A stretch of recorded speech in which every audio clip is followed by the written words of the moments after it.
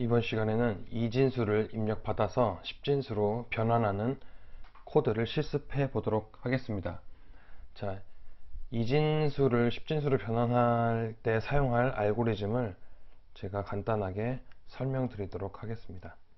자, 만약에 이진수 1, 1, 1, 1이라는 숫자가 들어오면 어떻게 십진수로 변환할 수 있는지 알고리즘을 살펴보도록 하겠습니다. 자, 제일 오른쪽, 즉 최하 비트에 1이 있으면 2의 0승이라는 가중치를 갖고 이 값은 숫자 1입니다. 두 번째 자릿수는 2의 1승, 즉 2라는 가중치를 갖고 그 다음 비트는 2의 2승, 즉 4라는 가중치, 그 다음은 2의 3승, 즉 8이라는 가중치를 갖습니다. 왼쪽으로 갈수록 어떻게 되냐면 곱하기 2가 되는 거죠. 두 배씩 가중치가 오르고 있는 것을 확인할 수가 있습니다. 자, 그런데 이 가중치에 가지고 있는 값을 곱해줘야 돼요. 1을 곱해줘야 되죠. 1을. 자, 1을 곱해줘야 돼요. 근데 아주 간단하면서도 쉬운 구조가 어떤 거냐면 이진수는 0 아니면 1이란 뜻이죠. 그래서 이곳에 곱하기 1 혹은 곱하기 0이 될 것입니다. 그런데 곱하기 0은 계산할 필요가 없는 거죠. 왜냐하면 어차피 0이니까요. 자, 각각 가중치가 계산이 됐으면 이 각각의 가중치들을 어떻게 하면 됩니까? 각각 다 더해주면 되는 거죠. 더해주면 누적 합이 결국 십진수가 되는 거죠. 이 모든 수의 누적 합이 바로 십진수가 되는 거죠. 자, 하나만 더 예시를 들어볼게요. 만약에 1, 0, 1, 0이라는 숫자가 들어왔어요. 자, 그러면 이 부분은 0이기 때문에 가중치를 계산할 필요가 없죠. 이 부분은 2의 1승 곱하기 1이죠.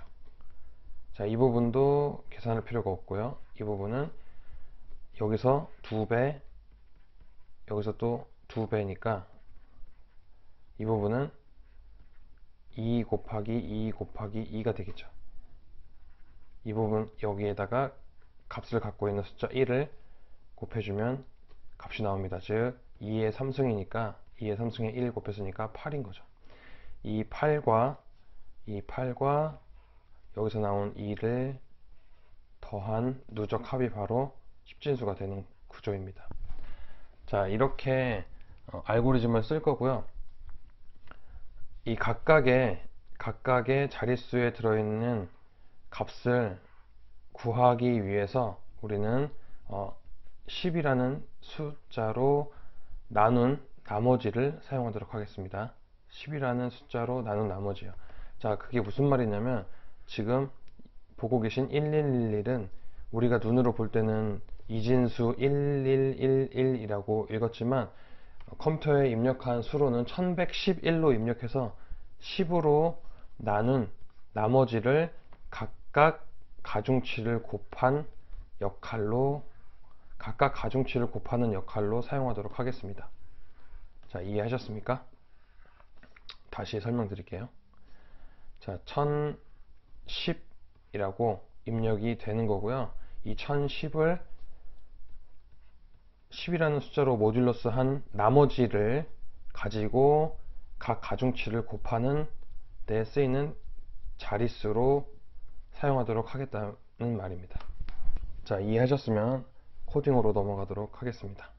자, 대부 C에서 Ctrl N 키 눌러서 새로운 소스 파일을 열어주시고요. 그 다음 include studio.h void main으로 소스 코딩을 시작하도록 하겠습니다. 자, 이진수를 십진수로 변환한다고 하는 안내 문구를 먼저 보여주고 그 다음에 이진수를 입력받도록 할게요. 사용자들에게 이진수 입력해달라고 말을 했으니까 이제는 스캔F를 통해서 이진 값을 받을 거예요. 그런데 초반에 알고리즘에서 말씀드렸다시피 이진 값을 받기가 어렵기 때문에 그냥 십진 값을 받을 거예요. 십진 값을 받아서 그 십진 값을 계속 10으로 나눠가면서 각 자릿수에 들어있는 값을 가중치에 곱해서 누적합으로 10진수를 출력하는 알고리즘 쓸 겁니다. 자, 그렇기 때문에 저희가 10진수 input binary라고 받을 거예요. 뭐 변수 이름은 입력 2진수지만 값은 10진수로 받는다는 거 이해해 주시고요. 여러분들이 만약에 공부를 마치고 난 다음에 이 입력값의 각 자릿수가 0이나 1이 아니면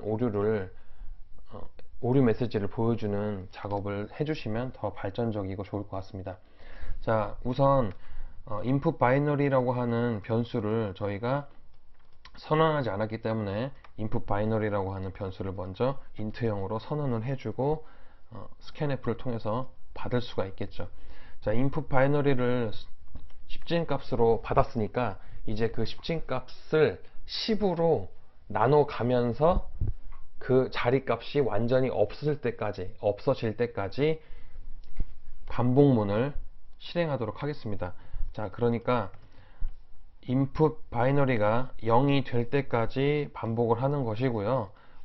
어떤 연산을 통해서 이 자리가 다 없어졌는지 확인할 수 있냐면 10으로 나눠서 그 몫을 또 나누는 과정을 통해서 알 수가 있습니다. 자, 그러면 input binary가 가지고 있는 각 자릿수의 값이 1이거나 0일 건데 0은 계산할 필요가 없고요. 0은 계산할 필요가 없고 1은 계산해야 된다고 제가 말씀을 드렸잖아요.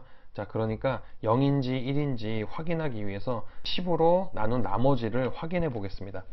input binary를 10으로 나눴으면은 제일 끝자리에 있는 1의 자리 숫자가 나올 건데요. 그 자리 숫자가 바로 0이 아니라면 가중치를 더하고요. 0이라면 넘어가는 거죠. 그냥 넘어가는 거죠. 0이면 의미가 없으니까요. 자, 그리고 가중치를 계속 2배씩 증가시켜 줘야 되는 작업이 남았죠. 자, weight라고 하는 가중치 변수를 2배씩 증가시킵니다. 자, 그러면 output decimal이라고 결과 10진수를 우리가 선언을 해줘야 되는데 이렇게 누적 합계나 혹은 개수를 세는 변수들은 자기 자신을 포함한 연산을 하기 때문에 누적이기 때문에 자기 자신을 포함한 연산을 하기 때문에 이 부분을 초기화를 꼭 시켜줘야 되는데 누적 합계의 초기화, 즉 개수의 초기화 이런 변수들은 0으로 초기화 시켜주는 게 일반적이고요.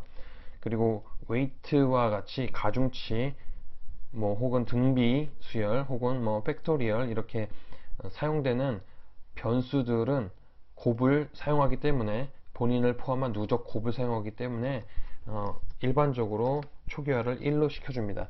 이 두 개의 차이점 그리고 일반적인 상황들, 특징들 잘 숙지해 주셨으면 좋겠습니다. 자, 다시 한번 정리를 해보면 이진 값으로 받아온 10진수 input binary를 10으로 나눠 가면서 모든 자릿수를 추출할 수 있는 반복 횟수를 얻을 수 있고요. 자, 10으로 나눈 나머지를 통해서 각 자릿수가 갖고 있는 값을 가지고 가중치를 구해서 누적합을 출력하는, 즉 출력 10진수를 만들어내는 알고리즘을 코딩한 것입니다. 자, 여기까지 됐으면 우리가 결국에는 얻고자 하는 결과물은 output decimal이기 때문에 output decimal을 10진수라고 설명하면서 출력시키면 되겠습니다. 자, 이렇게 간단하고요. output decimal은 0으로 초기화 되어 있기 때문에 만약에 이 반복문이 돌지 않는, 즉 입력값을 완전 0으로 준 경우, 즉 input binary라고 하는 정수 값을 0으로 입력된 경우는 이 지금 제가 블럭 잡은 반복문을 실행하지 않고 바로 그냥 0을 출력하는 기본 세팅도 되어 있기 때문에 아주 간단하게 코딩이 완료되었습니다. 자, 한번 실행시켜 보도록 하겠습니다. F11키 누르겠습니다. 자, F11키. 파일 이름은 이진수를 10진수로 변환이라고 하고요. C로 저장하도록 하겠습니다. 자, 이진수를 10진수로 변환합니다 했습니다. 이진수 입력 1, 1, 1, 1. 자, 입력하신 이진수는 10진수로 15입니다 라고 잘 나왔고요. 다시 한번 F11키 눌러서 이번에는 1010 해서 0을 주겠습니다. 0은 의미가 없기 때문에 각 1만 계산해서 10이라는 숫자가 나왔고요. 다시 한번 F11키 눌러서 이번에는 0을 입력해 보겠습니다. 0을 입력하면은 while문이 반복문이 돌아가지 않고 바로 output decimal이라고 하는 초기값 0이 추적되는 것을 볼 수가 있습니다. 자, 이렇게 이진수를 10진수로 변환하는 코딩을 실습했습니다. 여러분들도 보지 않고 스스로의 알고리즘으로 코딩 하셨으면 좋겠습니다. 감사합니다.